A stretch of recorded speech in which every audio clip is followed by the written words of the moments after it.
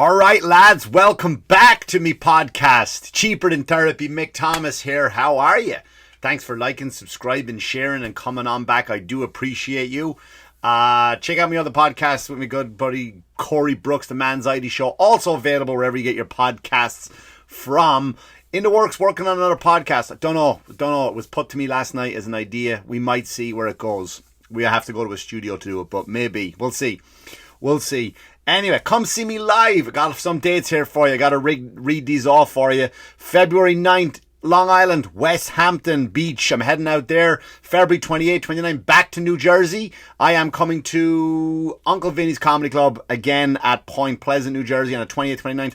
March is a big one. I'm only going to give you some of the dates because I'm fucking swamped here in March. March 7th, Columbus, Ohio at the Funny Bone. Cannot wait to see him there with my good buddy Sean Finnerty. Me and Sean are kind of doing a bit of a tour together, also from Ireland. Hilarious comic. First Irish-born comic to ever do the Tonight Show with James Fallon. 13th, back on Long Island, Mulcahy's. Mulcahy's, you call it on Long Island, you're saying it wrong, it's Mulcahy's. We're going to be there on the 13th. The 14th, we are going up to Boston. Laugh Boston. Cannot wait to come back. Love Laugh Boston. Next night number 2, we're at the MGM in Massachusetts, Springfield, I do believe.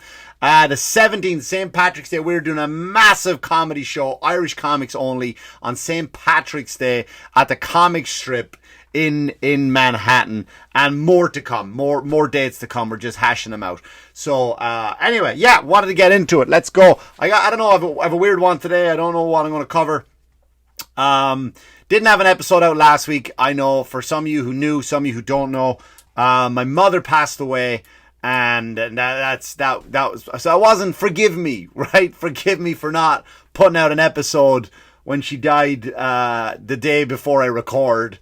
Wasn't, and then I got a message from some woman named Susan, and shout out to Susan for listening, if you're listening to this. And she was like, I do have a problem with your podcast. I was like, go on. I don't like how inconsistent it is. I'm on episode 241 now, and I have probably missed maybe 5 weeks. Maybe five. If that, I'm probably exaggerating. So sorry, Susan, when I don't fucking put advertisements on the show. The show you get for 100% free. I apologize that when my mother passed away, I didn't come up with the comedy for you. I do apologize. I saw your profile. You work at Subway. I love that. Nothing wrong with that. Big fan of Subway. They now have a foot-long cookie. I'll be checking that out. But maybe when your family members die, I'll come up knocking on your door. Make me a fucking sandwich. All right, Susan. Sorry about that. Hopefully this one makes up for you. Anyway. Yeah, my mother passed away, so that, and that's life, isn't it?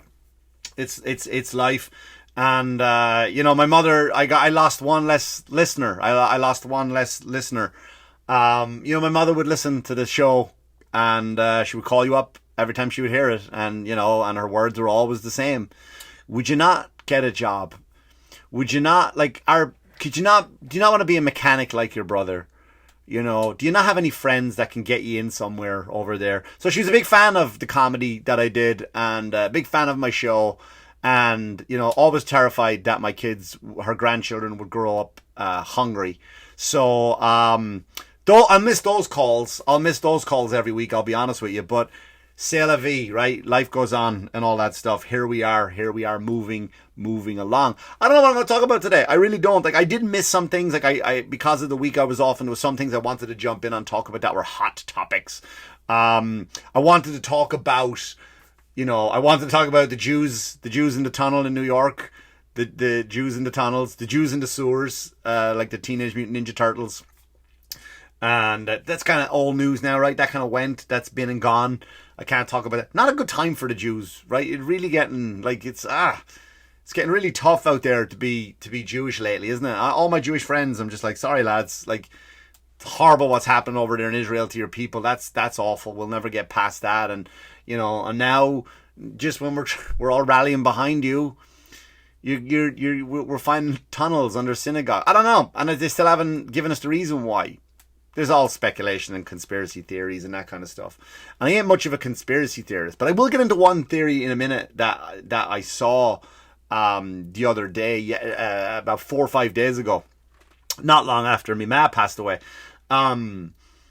But what I was also going to talk about was I was going to talk about the Golden Globes, right? I was going to talk about that because everyone was talking about Joe Coy and how he bombed and that kind of stuff, and you know, and everybody was like, oh, like people were messaging me who don't do comedy but who are friends, regular, we call them civilians, who are not civilian friends, who are not comedians. Do you know Joe Coy? Like, what had happened? Why did he bomb and that kind of stuff? And I was like, I don't know Joe. I never worked with Joe before. You know, but it's not an easy job, right? And first of all, it's not an easy job, and second of all, nobody cares. Nobody cares anymore. I think the dawn of celebrity is gone. I do, and I'm so excited. I think the dawn of famous people is over. And so when you know, and nobody can take a joke anymore. Sidebar, I'll get back to the death of celebrities in a second. But nobody wants to host award shows anymore because everybody's a big fucking pussy. Like everyone's like everyone's offended. Like Taylor Swift rolled her eyes when he made a joke. And a joke that Joe made, like, to me, that, I mean, here's the thing. You're already on and this has happened to me a lot of times when you're bombing, right? When you're bombing, you can't get out of the spiral. Like sometimes I'll do a joke, that didn't work. This one always works. Let me bring him back up. Hey, we're back up again. We're with you. Here comes another joke. Yes, we love that. Here's another one. No. All right, let me come right back up. Yay.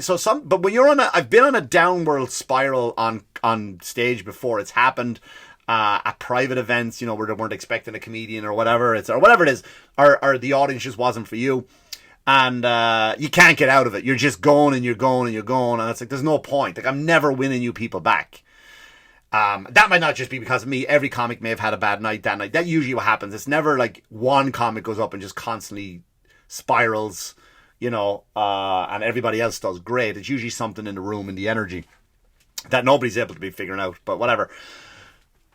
You know, so he was already on a spiral and nobody was laughing, and then you look at Taylor Swift and she's rolling her fucking eyes, and I got nothing against Taylor Swift. I'm just sick of her, you know? I got nothing against her I'm just sick of looking at her. I'm sick of looking at her and other celebrities but you know, nobody wants to do these jobs anymore. Nobody wants to host these awards ceremony because everybody's fucking serious. Everybody is just, nobody can take a joke. Nobody can take a joke. Look at Chris Rock, what happened to him with Will Smith, and when Chris Rock insulted Will Smith's husband, people weren't, you know, he went up and he, you know, give him a wallop, and nobody wants to do that job. Like, nobody wants to do that job. And everyone's like, who's Joe Coy? I don't know who he is. And they're just shitting on him. But I think, like I said, the dawn of celebrity is gone now. We don't have, and I don't know why. We're maybe number one is you're not good at anything that you do anymore. You're just not. Like, we're upset. And a lot of us are bitches too, right? Like, first of all, if you're a singer, I'm going to start rambling here. Cut my fucking hand on a pen. If you're a singer, go sing. If you're an actor, go act. If you're an actor, go act, right? If you're a comedian, go be comedian. Tell your jokes. If you're whatever you do, if you're an athlete, go athlete. We don't give a shit about your political stances. We don't give a shit about your political stances. We just don't, right? And then what happens is someone goes out, like Taylor Swift became political because she went out on stage and she said something like, and she got all these people to fucking register to vote. Register doesn't mean shit. And then you had, what's his name? Anthony Oliver went out and wrote a song about the state of the country, and people attacked him for like, how dare you say the truth? And I think people are done. And I think we're done worshipping these fucking idiots. Like, the products that they're turning out now is literally dog shit. It's literally dog shit. The products and services that they're giving us are shit. They're really, there's nothing that's timely anymore. There's no more like music that's going to last the test of time. There's no movies anymore that's going to last the test of time. There's just not. Right? I went to see an independent movie, The Iron Claw. Great movie. And I thought, fuck, back to basics. Back to basics. Because I write, okay? And I don't know if you know this, I'll let you in on this. Formulas for everything you do. Like, if you're writing a TV sitcom, you have to have at least, each page represents 1 minute. It has to be 21 minutes long, 21 pages long. There has to be a minimum of 2 jokes per page. right? That's called a formula that you have to follow to get your shit on TV. Movies have a formula. And I could list all of them all day long. But one of the formulas, like if you submit a movie, which I have, they will write back to you and they'll go, love this, but you didn't do. But so by minute 20, 22, the whole story has to be like, okay, we know what we're doing here. So the whole plot has to be laid out in front of you within 20 minutes of the movie. So that's a formula. So I went to see The Iron Claw and it didn't do that. And I was like, wow, like a movie that's taking a break from that bullshit. It's an independent movie. You got movies like The Sound of Freedom that are not based on the Hollywood formulas, the Hollywood who controls everything. And as a result, these people have, number one, and I'm not going to get into this political shit about the woke agenda, right? They're not, if I can have some, we know they've ruined television. They've ruined movies with everything. Ruined it. But they're not making good shows really anymore, and they're definitely not making good movies, and fucking for sure not making good music. Unless you're a certain way. But then you have hope, right? You have people like Jelly Roll who just got discovered on the internet. That was it. Nobody signed him up. And you were driving in your car and Z100 like, wait, let's go, traffic's coming up. This new one from Jelly Roll. None of that. It was just a guy put it on his work online, blew up. Anthony Oliver, like him or don't like him, put his shit online. Ugly man, two ugly fellas, right? And, off you go. People were like, and I'm not biased about this at all. I'm a big fan of what she did. Like Adele lost weight and people are like, why did you lose weight? Because she didn't want to die. But image has gone out the window now, I think, for the real talented people. There's a show on The Boys. I don't know if you ever watched the show. Great show. It's about like dark superheroes, not black. I don't mean black or, it's a dark superhero TV show with a lot of fucking and a lot of murder in it and a lot of like superheroes who are heroes, but behind the scenes they're all ego because of their powers. Great show. Check it out. But one of the main stars in that, I can't remember her name because I'm horrible with names. Her name is Starlight in the show. The character. Gorgeous girl next door. Look, and that's why they talk about that in the show. That's why they hired her to be part of this like their version of the Avengers.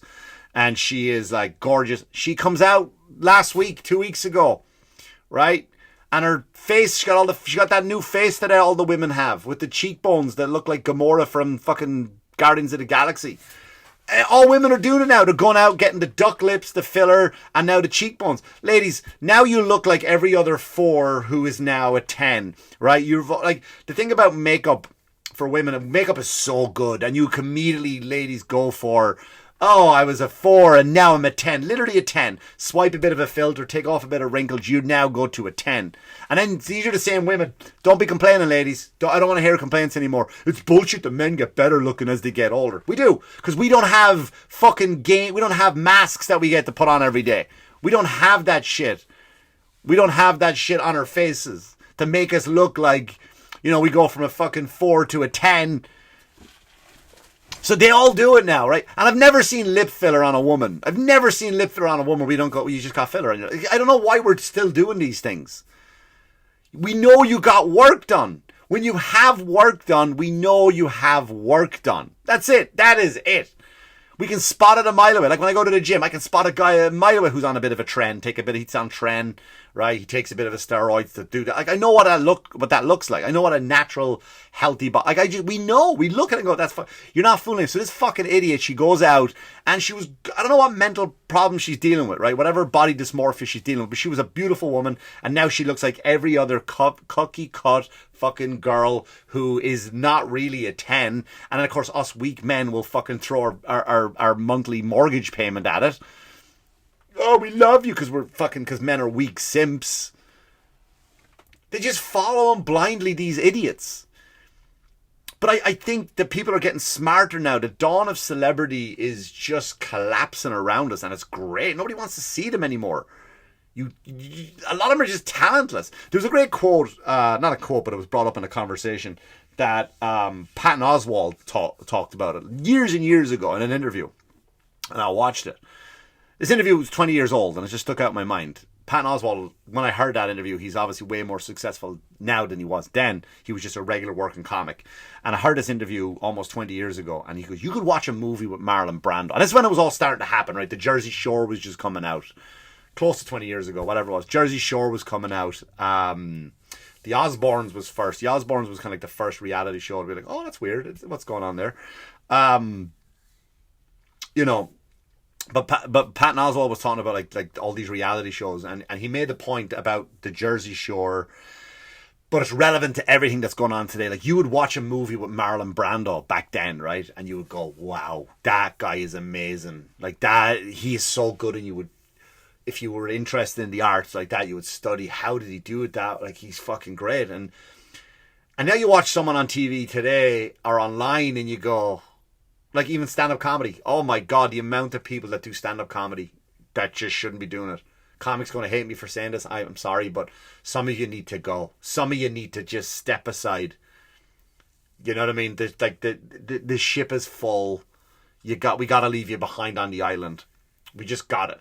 But anyway, people go online, and the point is that I'm trying to make is that when people see these people now and listening to the music and watching the actors in the TV shows, you used to look at Marlon Brando and go, oh my God, this is amazing. How is he? That's next level. I don't know what, that guy is not human. Like a Daniel Day-Lewis, to modernize it, right? Because Marlon Brando's was Patton Oswalt's example.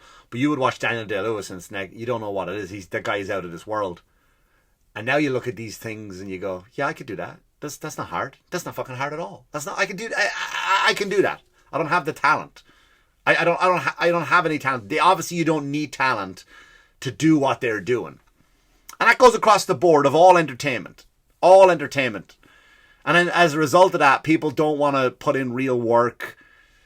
They don't want to. They just want to be, how quick can I get famous? They don't want to put the work in. Like, I have young comics come up to me.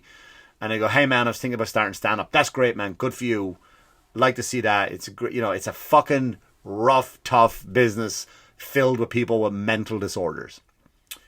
But the first question is like, hey, how soon do I get paid? You need to quit. You need to quit. You know how long I was doing comedy before I got money? I was doing comedy 2 years before I made $50. And I drove to some place in Philly. Took me 2.5 hours to get there, 2.5 hours to get back. I was there for 2 nights, and I paid for a hotel room, and it cost me. I got paid $50, so I came home with less money. So when you come out of the gate, but I loved comedy, I loved stand up, I loved to be doing it.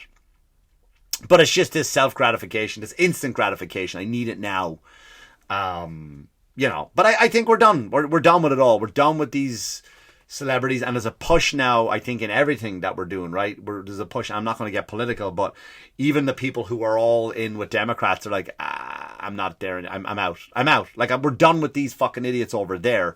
They're not necessarily going to Republican, by the way. They're just going, you know what? Let the fucking bricks fall. I don't care. I'm not going to vote for anybody this year. Yeah, but the weird thing was, like, here's where it gets weird. And I mentioned the conspiracy theory earlier. I don't buy into conspiracy theories. I kind of I listen to people when they talk about them, but I always want to know what the why is, and they can never give me the why. But someone sent me this video, and I can find it and I can post it in the link. If you ask for it, I'll post it in the link. I'm not going to go out of my way because I don't want to. But if you ask for it, I'll post it in the link. And for years, people have been telling me, and I walk away when they talk about it, go, the NFL is scripted, right? The NFL is scripted, the National Football League, and we have the Super Bowl coming up in about 2 weeks. 3 weeks, no, September. Yeah, it's a new month. It's a new month I invented. September. It's got great holidays. It's my favorite time of the year. I love September. The leaves are a great color of indigo, and it's great. It's one of my favorite days of the year. September. I love it.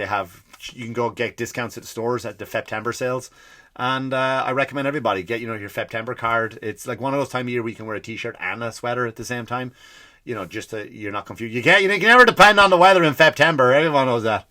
Fucking idiot. Anyway, September, February 11th, it's when the Super Bowl is. And the only reason I know because I got asked to a fucking party that I don't want to go to, but I probably have to go to. But anyway, so my friend was telling me, hey, you know the Super Bowl is rigged. And I go, okay, all right. A guy cornered me in the gym very recently in October, actually, last October. And he goes, you know the NFL is all scripted. I was like, yeah, you're not the first person to say that. I'm trying to dry myself quickly. Get your balls out my face, mate. I want to just... You don't talk to me about the NFL being scripted and you're putting your dangly grey balls that are touching your knees, you know, this far from me face. But let's hear it. So someone sent me a video. So the NFL put up a commercial and they took it down 20 minutes later, but I still had the commercial that the guy sent me. So here was the thing with the commercial, and this is like a week ago now. The commercial aired a week ago. Let me go into it. Hopefully, okay. So I took a screenshot of the important part of what it said on it, but when they talk about it, it comes up. So here's what it says. Reba McEntire, Usher, Post Malone are slated to perform at San Francisco 49ers and Baltimore Ravens Super Bowl matchup on February 11th. So it's telling you already who's in the final. And I know from at least being at a comedy club last night, you know, the game was on in the green room, the comics had it on. I don't watch football. I don't like it. I've nothing against it. I just don't. It's very, very boring. Any sport that takes up your whole fucking Sunday that you're not playing is a waste of time. And again, I'm nothing against it. Nothing against it. Good luck to you. And you guys want to watch it and you want to, you know, sit at home with your, you know, and the only way your wife will spend time with you is if she comes in and pretends she's interested. You know, I hate. That's sad. It's sad to see the women pretending to be into it just so they can spend time with their man. It's a sad sight. They just come in like, yeah, are we winning, babe? And it's cringy. But anyway, it's funny though, right? So it's like, if that happens to be, if the 49ers and the other team, I just said, if they're in, who did I say? Because I want to, you know, for context, if the 49ers, see, this is how bad my memory's getting lately, man. If the 49ers and the Ravens, 49ers and the Ravens, if that is indeed the matchup, which because there's still more playoffs. There's still more playoffs. So if that indeed is the, you know, they took it down right away. If they put it up, came up on the bottom, like, oh shit, delete, got rid of it. It's when you have still teams left to compete that have a just as much of a shot of getting in. What I say, much of a shot, I'm not talking like a sports fan. I just know how playoffs work. Everyone has a chance of getting in. It would be fucking hilarious if that got outed. If those are the two teams that make it. And then the kid also, he posted up when he posted, I don't know that much about sport teams, but the logo for the Super Bowl, whatever number it is, you know, it's got, you know, NFL, Super Bowl, blah, blah. Apparently it's the colours of the two teams mixed together. I could be wrong on that one. Football fans can comment below on that one. But it's interesting, man. It's interesting. I think if that happens, you know, I think that's fuck. Because I know that the NFL now accept money and they control gambling now. So, oh boy, if that one turns out to be true, we'll revisit that one on February 12th, won't we, gang? At the old Cheaper Than Therapy show.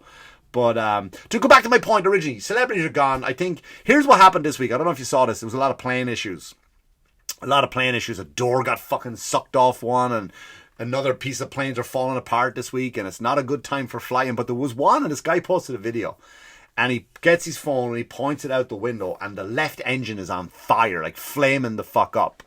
This was last 2-3 weeks ago, and he turns around then, and then everybody on the plane immediately became Christian, right? Now, what I mean by that is, the last resort, right? They started to pray. You know who they weren't praying to? They weren't praying to Taylor Swift. They weren't fucking praying to Chris Hemsworth, Thor. Listen, I know he is a god of thunder, but not the, you know what I'm trying to say. They weren't praying to their stuff, because you know what I mean by stuff when it says in the Bible, thou shalt not have any false gods before me. That doesn't necessarily mean a person, like a golden calf. It could also mean like, hey, my TV, my house, my job, my fucking porn collection, whatever it is. Like, you worship these other things. They didn't pray to their stuff. They didn't pray to their Samsung TV, 79-inch TV with that crystal clear quality. They didn't pray to that. They didn't go, their Tesla machine that gets me to work now with not using any gas, even though you die in the cold and rose again. Like, you're not praying to those. they all immediately just turn to God. Like, so in the time of desperation, when you strip away all this bullshit, and we're starting to do this, we're starting to strip away all of this fake people. We realize they can offer us nothing anymore. In the time of emergency, your instinct was to pray to one God, and that's what you did, and I loved to see that. Now everybody landed, everybody was safe, by the way. I think someone spilled a drink on someone, ruined a good pair of khakis. Oh, terrible. You don't get coke out of linen. You can never get coke out of linen. But anyway, interesting. I think the time of celebrity is done, and I think it's time for us, especially as the world starts to fall apart a little bit by little bit, and we're at each other's throats and the NFL are rigging games. Maybe it's time to take a step back, take some time for yourself. Maybe talk to God a little bit once in a while. Anyway, thanks for liking, subscribing, sharing, and coming on back. I do appreciate you. That's the episode. My boiler's kicking in, so I have to go. Come see me live, guys. I'm on the road a lot. It's good to be back. Thanks for all the kind words about me, ma. I do appreciate it. And as always, wash your hands, you dirty fuckers. Good luck to you. Good luck to you.